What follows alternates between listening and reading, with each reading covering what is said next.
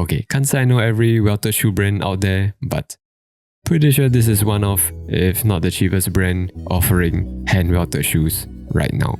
I know, we're named for a footwear brand, but apparently it's a nod to the SR-71 hypersonic spy plane developed by NASA in the 50s, nicknamed Blackbird.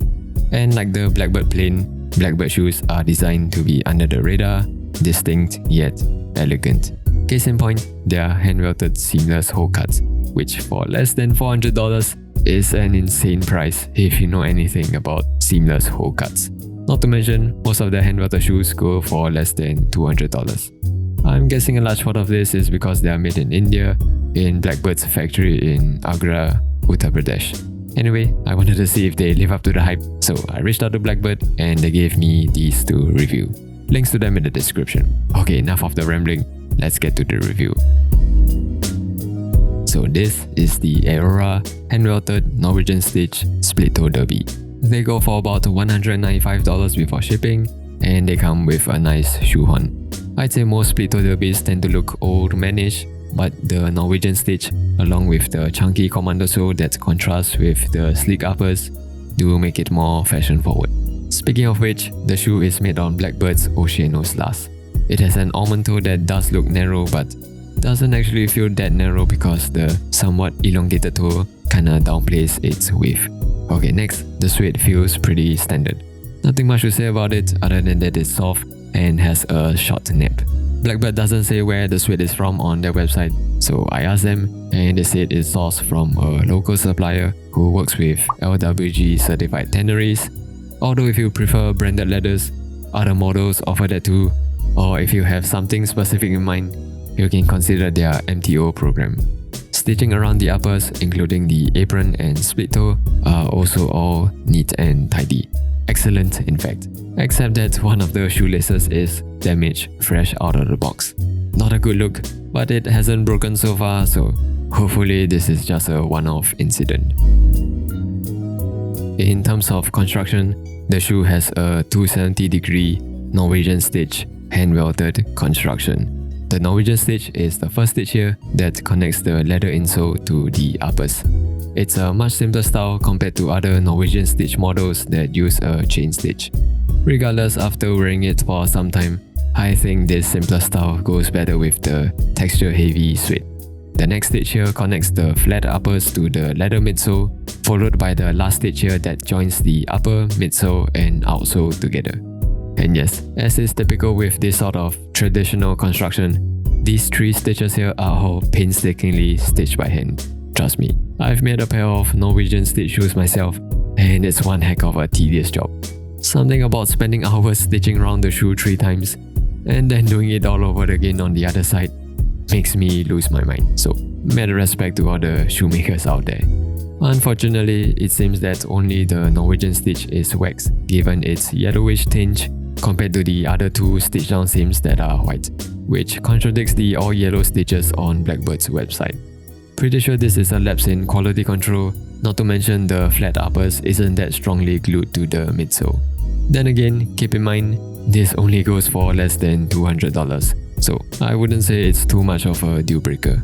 Okay, moving on to the inside, the shoe has hidden metal eyelets and is fully lined with leather, and the foam insert has a layer of leather. The insert is lightly glued to the insole and you're not meant to remove it, but if you pull hard enough, you can remove it to see markings on the insole, which is evidence of the hand welting. Strangely, the insole doesn't look like your typical light brown veg tan leather, so I asked Blackbird and they confirmed it is indeed a 4mm veg tan leather insole with a natural cork filler underneath. And yes, I know some of you think it's heresy to have foam inserts in your welted shoes, but I think it's not as bad as the detractors say. For one, there's no break-in required. Like, I even walked a few km in this fresh out of the box and didn't feel any fatigue. For another, even though the foam will lose its springiness over time, in my experience it takes way longer than you think for that to happen. Like, I'm talking years. And when that eventually happens, you can always buy some veg tan leather, cut it out and replace the insert. It's really not that hard. That said, the shoe initially chafed my ankles and heel, due to the suede backing on the heel and the relatively tall collar. Although it all went away after sticking on a heel pad and wearing the shoe a few more times. Also, if it matters to you, the heel counter is kinda springy. Definitely not veg tan leather. I'm guessing it's probably celastic, but I could never tell the difference on foot. Personally, I don't care what the heel counter is made of, as long as it cups my heel properly, which is the case here, so all's good. And finally, the Vibram Commando outsole. If you've been following my channel, you know it's my favorite kind of sole. It's super light, super grippy, makes for a great outdoor, smart casual travel shoe where you're hiking 1 hour and dining indoors the next. In fact, this is by far my lightest, most flexible welted shoe. I'd say even more so than the Flex Goodyear welt construction on my Meermin boots.